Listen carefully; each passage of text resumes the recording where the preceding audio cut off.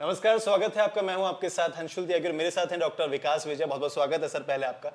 Doctor विकास विजय वैसे तो किसी इंट्रोडक्शन के मोहताज नहीं है, लेकिन फिर भी मैं आपको बता देता हूं कि अभी तक पूरे भारतवर्ष में शायद ही कोई ऐसा स्कूल बचा हो जहां डॉक्टर विकास विजय ने ट्रेनिंग ना दी हो या फिर वर्कशॉप ना दी हो।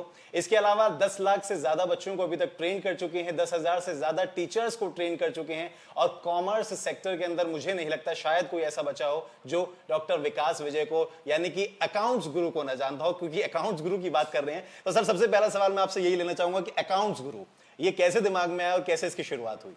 देखिए sir, being a spiritual person, like हम लोग बहुत ही आध्यात्मिक है और वृंदावन से जुड़े हैं, और आप समझते हैं कि being a spiritual follower her life में गुरु की जरूरत होती है। वो गुरु जो आपको आपके ड्रीम तक लेके जाए। कोई भी गोल हो सकता है, चाहे आपको फिनेंस गुरु बनाना हो, आपने ज़्यादा कमाना है तो वहाँ पे आपका गुरु चाहिए, एकेडमिक गुरु चाहिए।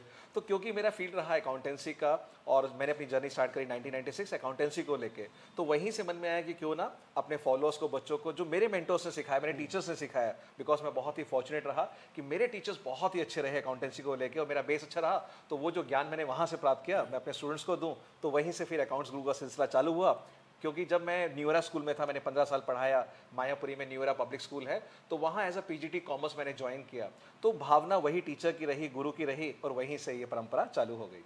एक चीज और भी है सर, क्योंकि आप टीचर्स को भी ट्रेन करते हैं। मतलब एक तो होता है कि जो टीचर बच्चे को ट्रेन करा, लेकिन एक व्यक्ति जो टीचर्स को भी ट्रेन करा, तो किन बुक्स का सहारा आप लेते हैं? क्योंकि अकाउंट्स की जब हम बात करते हैं तो बहुत सारे लोग ऐसे होते हैं जिनको अकाउंट्स आता है लेकिन सिर के ऊपर से चला जाता है। तो आप किस तरीके से क्या सजेशन देते हैं, किन बुक्स को आपने खुद पढ़ा और किसके बाद जो है अब आप इसको मूव फॉरवर्ड कर रहे हैं? डेफिनेटली बहुत ही अच्छा क्वेश्चन है, बिकॉज जब मैंने पढ़ाना स्टार्ट किया स्कूल के अंदर, मैं ताज़ा ICAEE करके आया था, जिसको CMA बोलते हैं हम लोग। तो मैंने देखा कि दो तरह की नॉलेज हमारे यहाँ होती है। एक होता है सिर्फ नॉलेज ओरिएंटेड, बट CBSE चाहता है मार्क्स ओरिएंटेड। तो मैंने सोचा क्यों ना एक ऐसा कॉम्बिनेशन बनाया जाए जहाँ पर इन दोनों को लेके बुक लिखा जाए। तो जो बुक्स अवेलेबल थी, हमारे सीनियर मेंटर्स ने लिखा, उनको वहाँ से प्रेरणा लेके हमने कहा कि कोई ऐसी चीज़ डेवलप की जाए जो डिफरेंट हो, कैसे बच्चा एक कम टाइम में ज़्यादा मार्क्स लेके आ सके।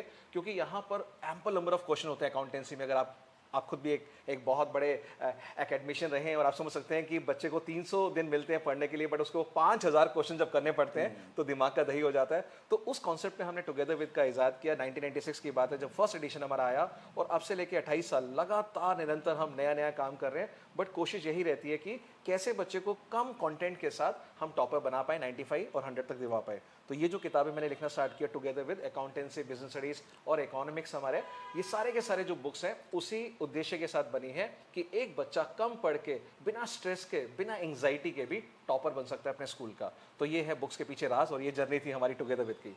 एक चीज और भी है सर, क्योंकि टुगेदर विद की आपने बात करी, मैं खुद कॉमर्स का स्टूडेंट रहा हूँ, कॉमर्स बैकग्राउंड रहा है मेरा। टुगेदर विद हमने भी पढ़ी है, लेकिन टुगेदर विद ही क्यों? मतलब आप मार्केट में इतनी सारी किताबें हैं, तो टुगेदर विद को चुनने के पीछे का कारण क्या होना चाहिए? देखिए सर, मैं ये मानता हूँ, with due regard to every author and every mentors, बहुत अच्छा सब लोग लिख रहे हैं, बट मेरे साथ मेरा प्लस पॉइंट क्या रहा कि पहले मैं एक स्कूल टीचर रहा। जब आप स्कूल टीचर रहते हैं तो स्कूल टीचर के पास पूरी रिसर्च का टाइम मिलता है। बोर्ड के पेपर आप चेक करने जाते हैं, वहाँ बोर्ड की कॉपी चेक करने के बाद देखते हैं CBSE की रिक्वायरमेंट क्या है, कहाँ पे आपका हाफ मार्क कटना है, कहाँ पे स्टेप मार्किंग होनी है। तो वो जो मेरा एक एक्स्ट्रा एडवांटेज था वो बुक्स में आया। प्लस CBSE में लेटेस्ट चेंजेस होते हैं, वर्कशॉप्स होती है, हमारी ट्रेनिंग होती है, तो वो जो हमें फर्स्ट हैंड इन्फॉर्मेशन मिलता है वो हमारी टुगेदर विद में हम लोग लेके आते हैं। तो हर साल ये एक रिकॉर्ड रहा है हमारा, कुछ भी नया चीज़ आएगा, CBSE कुछ भी लेके आएगी। और अभी हमारा NCF आ रहा है, आपको पता है, नेशनल करिकुलम फ्रेमवर्क जो बन चुका है, उसमें काफ़ी सारी नई चीज़ें आ रही हैं, उस पर हमने अभी से काम करना स्टार्ट कर दिया। तो ये टुगेदर विद की राज की बात है कि हम लोग बहुत अपडेटेड रहते हैं। Being a teacher my self, बहुत ही बेसिक कॉन्सेप्ट, और जब आप स्कूल में पढ़ाते हैं ना तो आपको हर वैरायटी का बच्चा पढ़ाने को मिलता है, चाहे वो 90% वाला हो, 95, 40% वाला भी। तो किताब लिखते टाइम मेरे जहन में हर वो बच्चा होता है कि 40% वाले को अगर ये कॉन्सेप्ट समझाना हो तो कैसे मैं समझाऊंगा।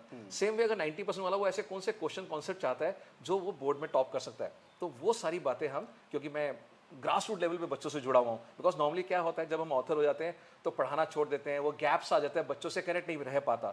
तो मेरा ये एडवांटेज है कि आज तक भी मैं अपने स्टूडेंट के साथ ट्रेनिंग प्रोग्राम में रहता हूँ, और वो सारा एक्सपीरियंस जो मैं बच्चों से सीखता हूँ, अपने टीचर्स जो मैं वर्कशॉप में अपने मेंटर्स कोलीग्स के साथ सीखता हूँ, वो सारा एक्सपीरियंस मेरी टुगेदर विद में होता है। इसलिए सो डिमांड बुक में है और इतनी फेमस बुक है और नंबर 1 पे इसलिए रीजन है बिकॉज ये किताब बच्चों के ध्यान से, टीचर्स के ध्यान से लिखी गई है। और मुझे लगता है कि बड़े अच्छे से इसको पब्लिश भी किया जाता है, इतने तरीके से आप लोग इसको पब्लिश करते हैं कि मुझे Yes, लगता sir. है कि बहुत अच्छे से। क्लोज टू माई हार्ट है बिकॉज ये फर्स्ट बेबी रहा है आपसे। आप हर कोई फर्स्ट चीज याद रखते हैं, फर्स्ट फ्रेंडशिप, बिल्कुल। First school, first college, first marriage नहीं तो मेरे लिए फर्स्ट रहा, बट ये फर्स्ट मैं कहूँगा मेरी जिंदगी का पार्ट है। टुगेदर विद का नाम ही टुगेदर है कि हम साथ साथ हैं, तो ये अलग ही फीलिंग है, मतलब it's close to my heart. और जब हम लिखते हैं तो बहुत एंजॉयमेंट के साथ, पैशन के साथ लिखते हैं, और जो बच्चों के चेहरे पे स्माइल आती है, क्योंकि अगर आप हमारी बुक का लोगो भी देखेंगे ना, तो ये लोगो जो मैस्कट बना हुआ है कि एक रोता हुआ बच्चा, एक हंसता हुआ बच्चा, इसका मतलब बुक्स पढ़ने से पहले वो स्ट्रेस एंजाइटी में होता है, but once he follow my book then he has this smiley face. तो आई कैन एश्योर यू,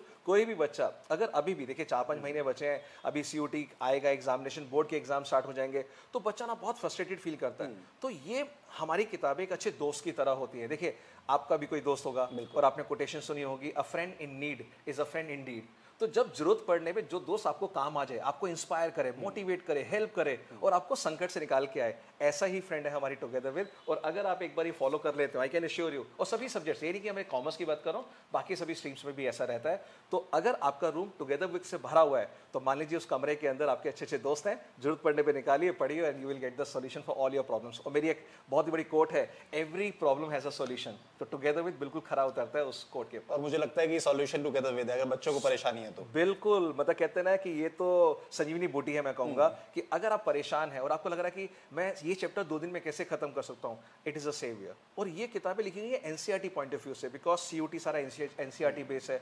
तो हर क्वेश्चन, हर कॉन्सेप्ट, हर नोट्स को मैंने ऐसे डिजाइन किया है कि वो सब कुछ कवर कर देगा, आपको उसके अलावा कोई जरूरत नहीं पड़ेगी अगर आप ये कर लेते हैं। एक चीज और भी है सर, क्योंकि किताबें लिख दी गई हैं, किताबें पब्लिश हो गई हैं, बच्चों के पास तक पहुंच गई हैं, लेकिन क्या स्ट्रेटेजी होनी चाहिए इनसे प्रिपरेशन करने की? जैसे मान ली क्वेश्चन बैंक भी है, EAD भी है, PYQ भी है, तो क्या स्ट्रेटेजी, बेस्ट स्ट्रेटेजी क्या होनी चाहिए? किस तरीके से बच्चे को पढ़ना चाहिए, कितने घंटे देने चाहिए, क्या वो टाइम पीरियड होना चाहिए और क्या वो सर्क्यूलर होना चाहिए सर?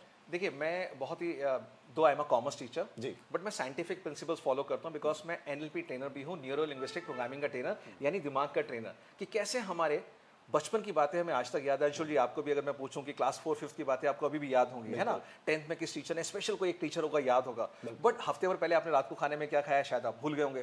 तो ब्रेन के अंदर एक बहुत ही केमिकल लोचा होता है। तो ये जो केमिकल लोचा NLP ट्रेनिंग के बाद मैंने सीखा कि कैसे एक बच्चा एग्जामिनेशन हॉल में जाके कुछ कॉन्सेप्ट्स को भूल जाता है, अभी 2 दिन पहले याद किया वहाँ ब्लैंक हो जाता है। इसका रीजन क्या है? वो रीजन हमें जब पता लगा, वो सारा हमने बुक्स में डाला। उसका राज क्या है? सबसे पहले मैंने किताब को, चैप्टर को स्टार्ट करने से पहले माइंड मैप दिए हैं, यानी माइंड मैप यानी पूरे चैप्टर की जिस्ट, समरी। उसके बाद हमारा थ्योरी कंटेंट बहुत स्ट्रांग है, क्योंकि ये एक बहुत मैंने देखा है वीक पॉइंट रहता है बच्चों का। और खासकर कि अगर आप देखेंगे CUT के एग्जामिनेशन में जितने बच्चे थ्योरी नहीं पढ़ के गए, उनका स्कोर बहुत बिगड़ गया। तो हमने स्टार्टिंग से ही, अभी नहीं, स्टार्टिंग से हमने बुक्स का थ्योरी कंटेंट बहुत स्ट्रांग किया। उसके बाद आते हैं न्यूमेरिकल्स की बात, यानी सॉल्ड एग्जाम्पल।